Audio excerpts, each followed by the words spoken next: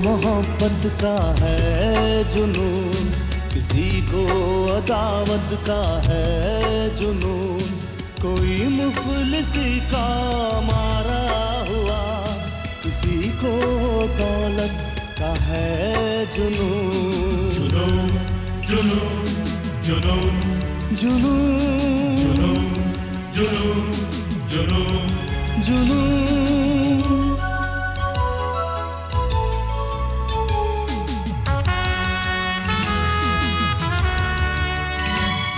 न जाने ये कैसी है दीवानगी कि कांधे पे लादे हुए जिंदगी, भटकता हूँ मैं बेसबब बेनिशान, मेरे साथ है मेरी आवारगी।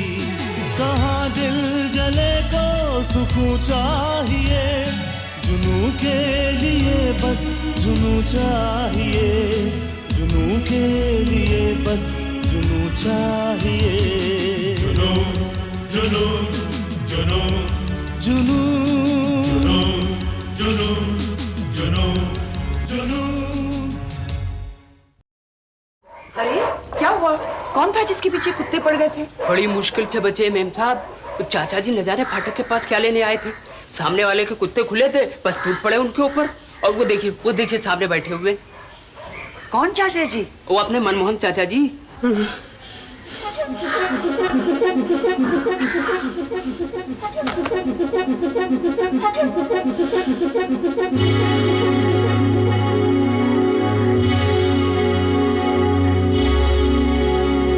मालूम नहीं मनमोहन चाचा कल से हमारे घर के चक्कर क्यों काट रहे? कोई नया शोशा छोड़ने के चक्कर में होंगे। गेट अच्छी तरह बंद कर दिया ना? अब वो इस गली का मुंह तक नहीं देखेंगे। वैसे गेट अच्छी तरह से बंद कर दिया है। ठीक है।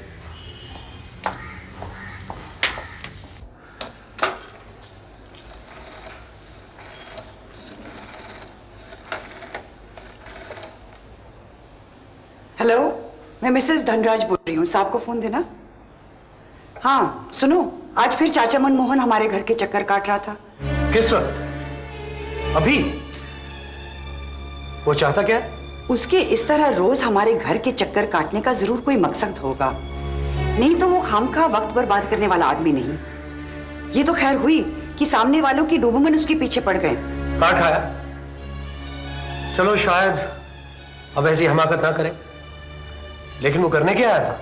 हरी कह रहा था कि वो सामने वाले घर के अंदर भी गया था, टूटे मकान के अंदर। नौकरी उस सुमेर राजवंश की जो कर रहा है। अब देखो ना, सारी कड़ियां जुड़ती नजर आ रही हैं। तुम होशियार रहना। सुनो, तुम जब भी वैशाली को स्कूल से लेने जाओ, ड्राइवर को साथ रखना। तुम इतने घबराते क्यों हो? घबरा नहीं रहा, तुम्हें खबरदार कर रहा हूं। अब सुमेर राजवंश जैसे कमीने आदमी से वास्ता पड़ा है तो एहतियात तो जरूरी है ना Seema. Okay, see you. Bye. ये 859 है, 857? 859। लेकिन ये तो 857 लग रहा है। अगर तुमने एग्जाम में भी ऐसे ही लिखा ना तो तुम्हारा एग्जाम ना मेरी तरह कंफ्यूज हो जाएगा, फिर इस सम के लिए तुम्हें एक भी मार्क नहीं मिलेगा। चलो। सॉरी मम्मी, साफ साफ लिखूंगा। चलो देखो। राजा साहब मुझे बचाइए। ओह डैम इट, ये तो मनमोहन धनराज। तुम्ही ने उसे घर का रास्ता दिखाया था। अरे भाई, अब दफ्तर के लोगों का घर पर तो आना जाना रहेगा ही ना। तुम भी कमाल करते हो। अच्छा दरवाजा खोल दो वरना दरवाजा ना तोड़ दे वो। ठीक तरह से, हाँ।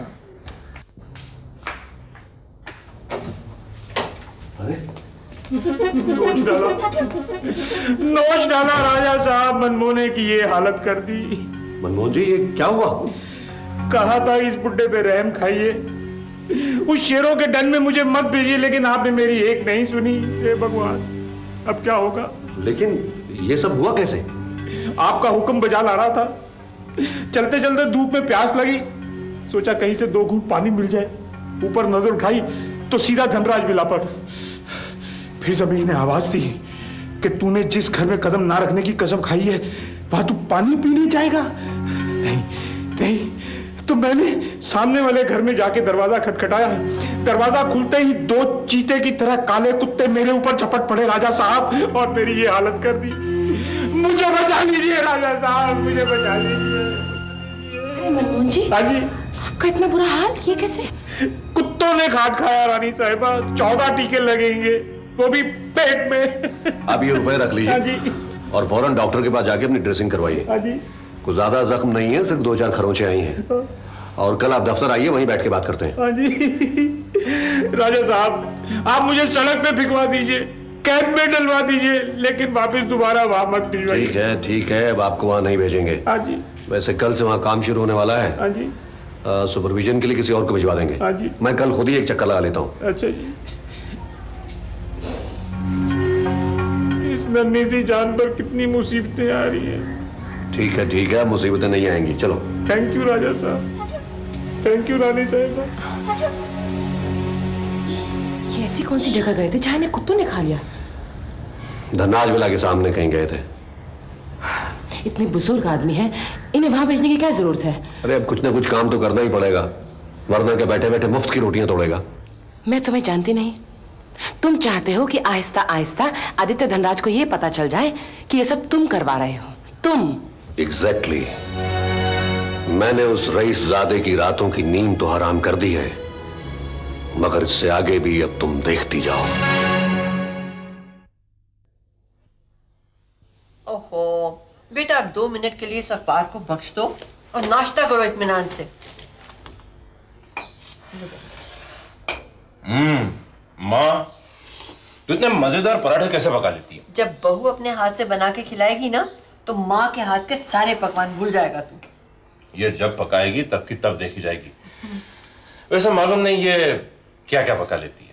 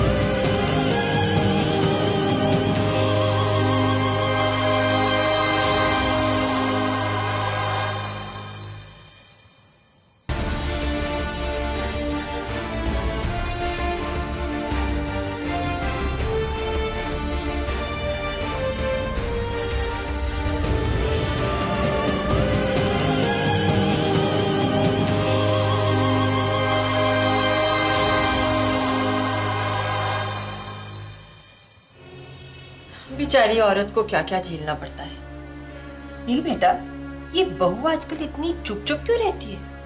नहीं तो ये पहले भी कहाँ ज्यादा बातें करती थी।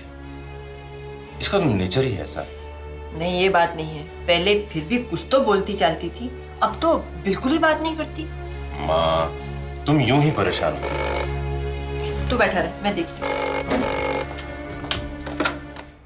हेलो। अरे हाँ अग्रवाल साहब, नमस्कार।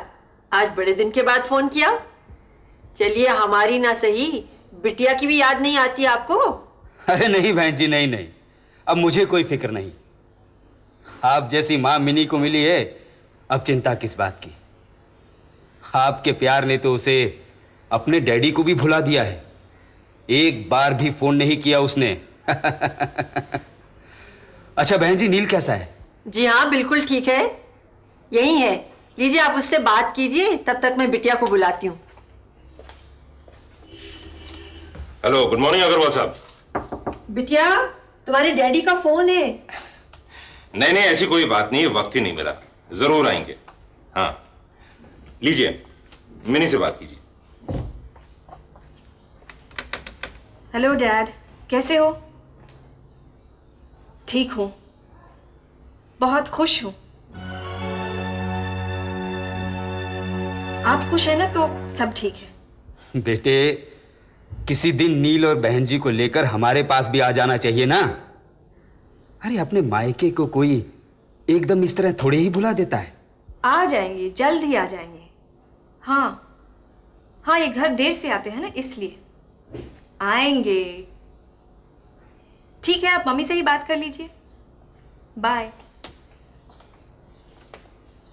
हाँ जी, नहीं नहीं जल्दी आ जाएंगे। हाँ, शायद अगले इतवार को ही आ जाएं। मैं जरा बस नील से बात कर लूं। ठीक है, मैं बता दूं। Bye bye.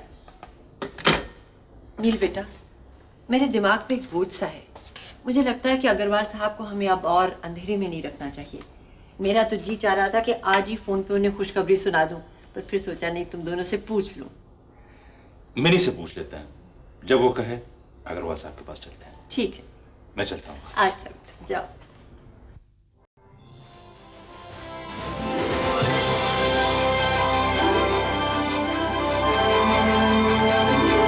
I feel that most P&G products are made with a great deal of care. एक मिनट, हाँ, सीन खत्म हो रहा है, तुम तब तक कपड़े बदलो। I love the Pampers. भाई आप हमसे तलाक ले लें और बाकी की जिंदगी इस वीसीआर के साथ गुजारो। कमाल है वीसीआर। जब से ये वीसीआर आया है तुम तो यहाँ से उठती नहीं। लो भाई, खत्म हो गया। अच्छा तो क्या फरमा रहे थे जनाब? अगर तलाक का लफ्ज मैंने एक बार दोबारा सुना ना, तो मैं जनाब को ऐसे चक्कर में डाल दूंगी कि जिंदगी भर याद करेंगे। अरे भाई आज तक बोलो, वैशाली उठ जाएगी। वो कब की सो गई है। वक्त क्या हुआ है मालूम है? सो गई? अच्छा भाई, मैं तो उसके बोर्डिंग स्कूल के प्रोस्पेक्टस लेकर आया था। खैर कोई बात नहीं, कल सुबह दिखा देंगे। तो तुमने फैसला कर लिया है कि हम उसे बोर्डिंग स्कूल भेज देंगे? हाँ सीमा, मुझे मेरे दिल में एक डर दबोचे रहता है, इसीलिए तो मैं तुम्हें बार बार टेलीफोन करता हूँ। और तुम्हें मालूम है इस चीज का मेरे काम पर, मेरे बिजनेस पे कितना असर पड़ता है। ठीक है, मैं उसकी खातिर अपने सीने पर पत्थर रख दूंगी। आज वो मनमोहन फिर तो नहीं आया था? नहीं, मैंने तो चौकीदार को दिन भर बाहर ही बैठाए रखा था। हाँ, शायद वो अपने जख्मों को चाट रहा होगा। सीमा, मुझे अब यकीन है कि वो सुमेर राजवंशी उसे यहाँ पर टो लेने के लिए भेजता है। बस मुझे एक बार ये चाचा हजूर मिल जाए, फिर देखो मैं उसे कैसे सीधा यहाँ से जेल भेजता हूँ। मालूम नहीं ये कैसे इंसान है तुम्हारे चाचा जी। एक तो हम खुद परेशान हैं और दूसरी तरफ तुम्हारी ये मिनी अग्रवाल गले पड़ गई है। अब उसे क्या तकलीफ है? तुम उसके बाप से कह दो कि वो उसे तलाक दिलवा दे। तुम दिलवा सकते हो, खुद जो अभी तलाक मांग रहे थे। अरे भाई, वो तो अब मेरे मरने के बाद ही। जो मुंह में आए बोले जा रहे हो। क्या खाकर आए हो वहां डिनर से? I'm sorry। वैसे मुझे मिनी से कोई हमदर्दी नहीं है। अगर मुझे तरस आता है तो सिर्फ उन बेचारे अग्रवाल साहब पर। भाई मुझे मालूम नहीं कि हम उनकी कैसे मदद कर सकते हैं। तुम एक काम करो, उस पागल लड़की को बुलाओ और उसके भेजे में कुछ अकल डालो। क्यों वो खामखा अपनी जिंदगी के पीछे पड़ी है? देखो, अगर वो आ गई तो समझाने की कोशिश करूंगी।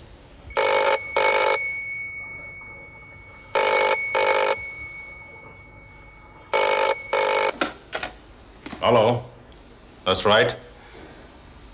मिसेस भाटिया मंदिर गई हैं, बोल रहा हूं। आप कौन है? मैंने पहचाना नहीं।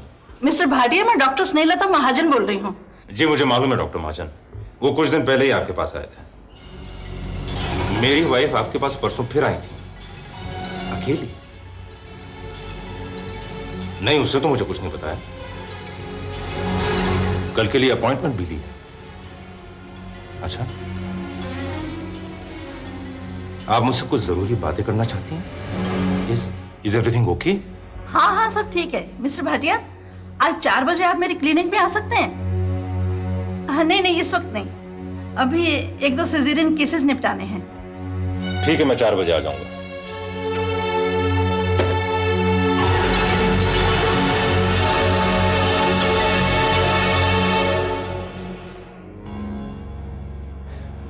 ऐसे कन्नी कतराने से कोई मसला हल हो सकता है क्या? ऐसा कौन सा प्रॉब्लम है जो तुम मुझसे छुपा रही हो? बच्चे के बारे में कोई कॉम्प्लिकेशन है क्या? Nothing. Everything is fine. Doctor ने फिर तुम्हें क्यों बुलाया? जरूर कोई कॉम्प्लिकेशन है जो तुम मुझसे छुपा रही हो। अब क्या स्टैम्प पेपर में लिख कर दूं कि सब ठीक है?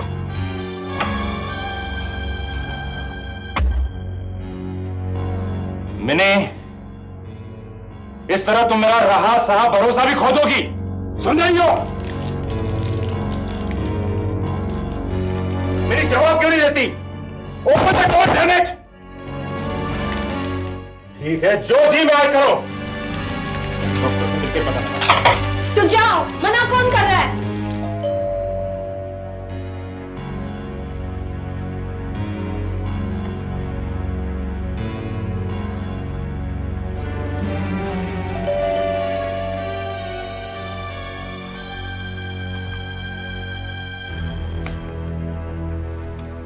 अरे तू तैयार भी हो गया?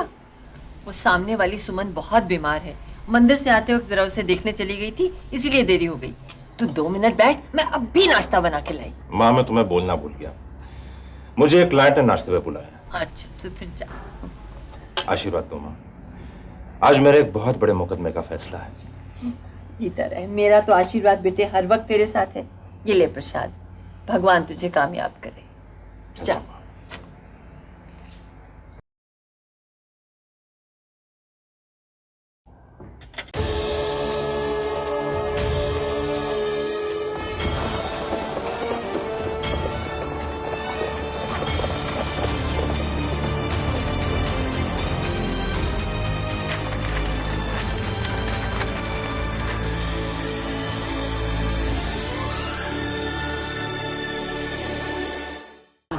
ये कौन आ मरा अभी?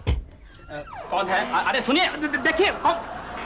अरे अम्मा, अम्मा तुम पाए लागू अम्मा।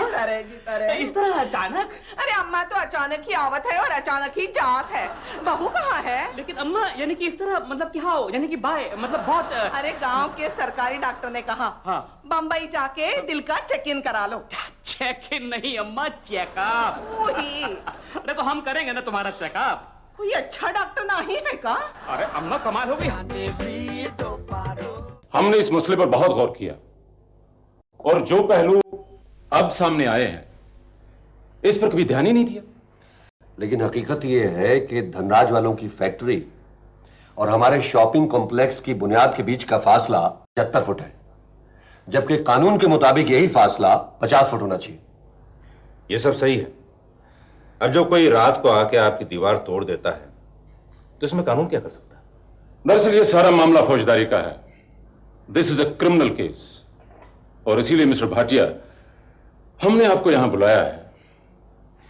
ये सब ठीक है कि कुछ लोग रात के अंधेरे में आपके अहाते में आए, आपके चौकीदार को पीटा, आपकी दीवार गिरा दी, ये सब ठीक है। लेकिन आप ये कैसे साबित कर सकते हैं कि उन लोगों को आदित्य धनराज ने भेजा था? क्योंकि आदित्य धनराज के अलावा और कोई हमारा दुश्मन है ही नहीं। मिस्टर भाटिया ठीक कहते हैं, पहले हमें सबूत हासिल करना है कि वो गुंडे धनराज वालों ने भेजे थे। साबित तो करना ही पड़ेगा और जब तक साबित नहीं होगा हम कुछ नहीं कर सकते। देखिए, मैं जो भी कार्रवाई करूंगा कानून के दायरे में ही करूंगा। अगर हम कानून के मुताबिक केस दायर भी कर दें तो आपके कंस्ट्रक्शन का काम रुक जाएगा, क्योंकि मुकदमा काफी देर तक चलेगा। इसलिए मेरी यह राय है कि हम कोई और रास्ता ढूंढें। रास्ता तो है, वही टिट फॉर टैट। मैंने सोचा था शायद कोई कानूनी रास्ता निकल आए। एनीवे, आप लोग सोचिए, मेरा एक और अपॉइंटमेंट है, मैं इजाजत लेता हूं। Thank you very much mister Adhikari. Welcome. Pleasure meeting you again. Same. फिर मिलते हैं। ओके।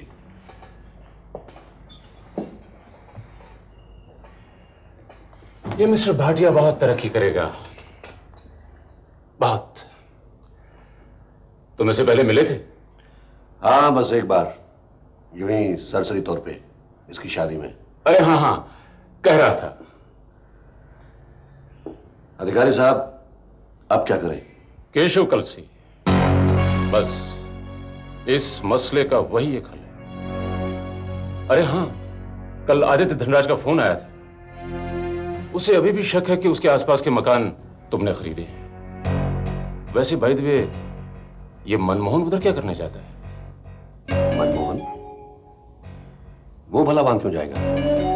उसका वहां क्या काम? मैंने भी उससे यही कहा। बेचारा ये सोच के जाता होगा कि शायद उस कमीने आदित्य धनराज का दिल पसीज जाए और वो उसे उसका हक दे दे। हाँ, शायद इसीलिए जाता होगा।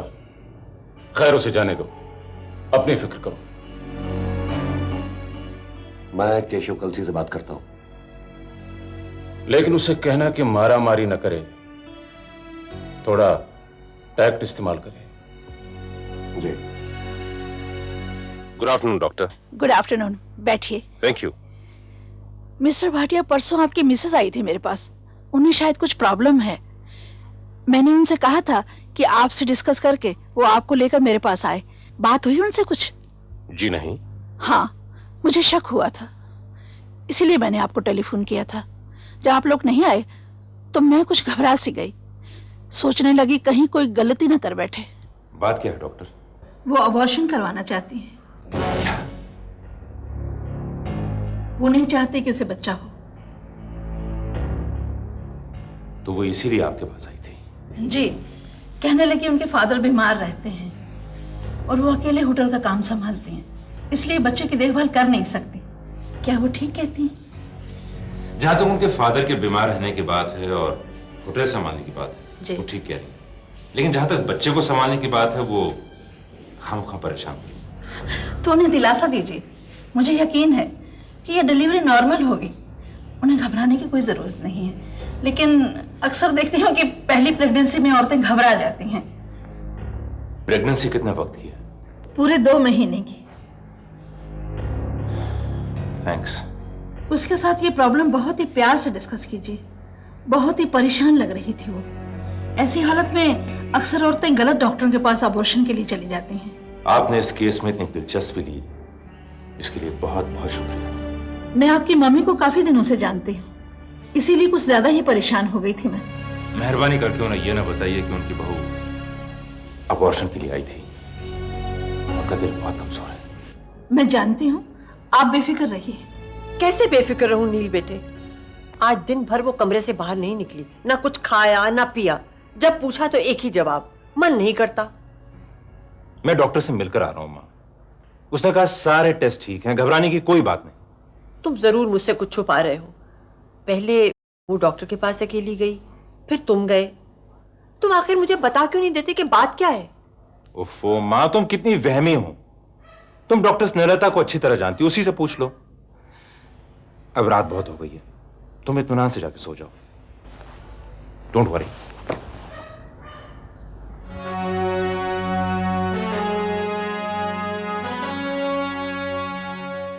लाइक बटन दबाएं, इस वीडियो को शेयर करें और ऐसे ही शानदार वीडियोस देखने के लिए सब्सक्राइब करें।